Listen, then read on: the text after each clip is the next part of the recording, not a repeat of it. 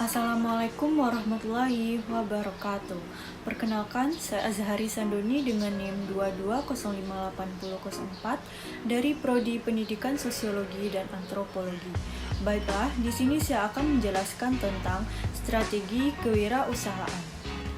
Baiklah, yang pertama saya akan menjelaskan tentang pengelolaan usaha atau perencanaan. Jika ingin membuat suatu usaha atau wilayah terkait bidang usaha yang akan dilaksanakan, harus berisikan misi usaha, usulan, operasional, dan rincian strategi serta peluang yang akan diraih.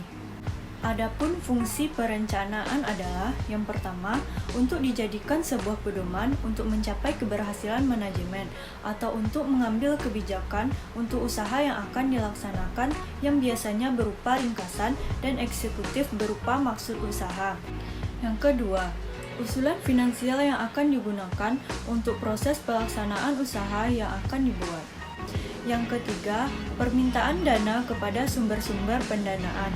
Yang keempat, untuk mendapatkan cara atau strategi menggunakan dana dan cara pembayaran pengembalian pinjaman. Jika kita berencana untuk membuat suatu usaha sendiri, hal itu akan menuntut kita untuk lebih berkreasi, berpikir, berimajinasi untuk menentukan setiap titik atau sentral dari apa yang kita harapkan. Untuk mewujudkan itu, kita harus lebih banyak berbicara, berdiskusi dengan para wirausahawan yang lebih sukses, membaca biografi orang-orang hebat, dan menelusuri kemungkinan proses pendapatan pinjaman dana dari sumber-sumber yang bisa dipertanggungjawabkan.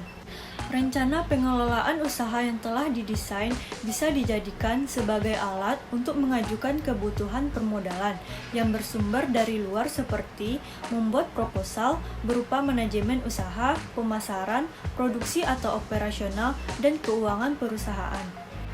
Yang kedua, saya akan menjelaskan tentang pengelolaan keuangan. Pengelolaan keuangan artinya bagaimana mengusahakan sumber dana, bagaimana menggunakannya, dan bagaimana mengendalikannya dari dana-dana yang akan dimanfaatkan untuk produktivitas atau pelaksanaan usaha yang akan dibuat, sehingga bisa mengembalikan proses dari sumber dana yang diperoleh hingga nilai bisnis dan keuntungannya terlihat. Ada 3 hal aspek yang harus dipahami dalam pengelolaan keuangan. Yang pertama, sumber dana atau keuangan lembaga atau keuangan yang dijadikan sebagai modal utama dalam operasional usaha yang akan dibuat. Dana meliputi yang pertama, dana internal. Dana internal yaitu dana dari lembaga atau perusahaan atau dari kita sendiri sebagai pemilik usaha. Yang kedua, dana cadangan atau dana laba. Dana ini bersifat ditahan, dalam artian digunakan untuk kondisi-kondisi tertentu. Yang ketiga, dana eksternal. Dana eksternal yaitu dana dari pemilik atau penyertaan, dana pinjaman, debitur atau dana bantuan dari program pemerintahan daerah yang bisa dimanfaatkan. Yang keempat, dana ventura atau dari perusahaan yang ingin menginvestasikan dananya pada perusahaan-perusahaan kecil yang dianggap potensial. Baiklah, yang kedua saya akan menjelaskan tentang perencanaan dan penggunaan dana yang meliputi biaya awal atau biaya permulaan. Yang harus ada dalam konsep ini yang pertama, rancangan keuangan yang meliputi pembukaan rancangan harian, rancangan pendapatan untung rugi atau laba, dan rancangan aliran kas atau cashback.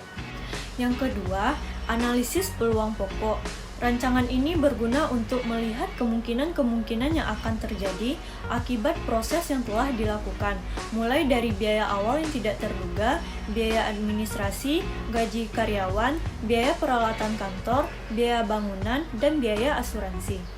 Yang ketiga, pengawasan dan pengendalian dari dana.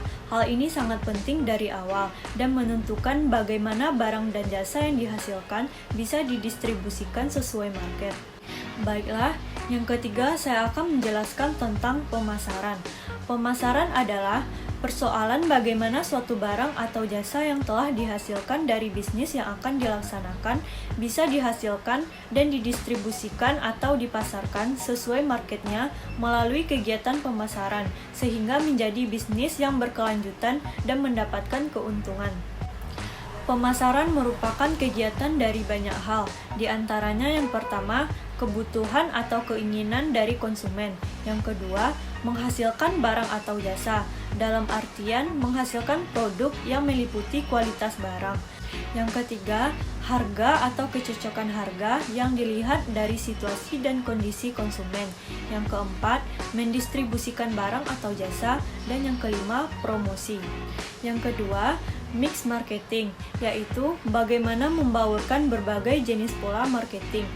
Yang ketiga, kiat pemasaran atau usaha baru, mulai dari mencari peluang pasar, tempat yang tepat, barang yang diperlukan, dan target apa yang akan dicapai dan diinginkan oleh konsumen. Baiklah, selanjutnya saya akan menjelaskan tentang strategi pemasaran.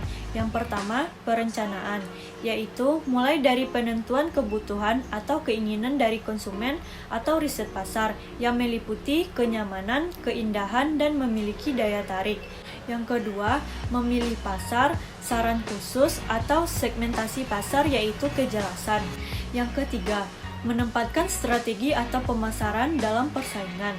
Yang keempat, melakukan pemilihan terhadap strategi pemasaran dengan menggunakan mix marketing. Selanjutnya, teknik pengembangan usaha yang meliputi yang pertama, perluasan skala ekonomi, yaitu menambahkan skala produksi, tenaga kerja, teknologi, sistem distribusi, dan tempat usaha.